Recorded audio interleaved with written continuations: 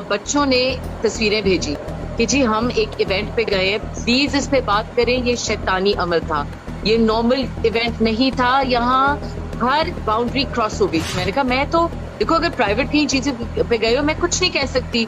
They said नहीं, ये ticketed event था, इसकी 5,000 की टिकट्स बिके हैं बाकायदा। जो वहां पर लोगों ने परफॉर्म किया है वो उनके इंस्टाग्राम अकाउंट, टिकटॉक अकाउंट, हर जगह पे ये वीडियोस पोस्ट हुई हुई है। फिर उन बच्चों ने मुझे वीडियोस जो अपने इन्हीं ये जो लोग थे इनके अकाउंट से मुझे वीडियोस भेजी।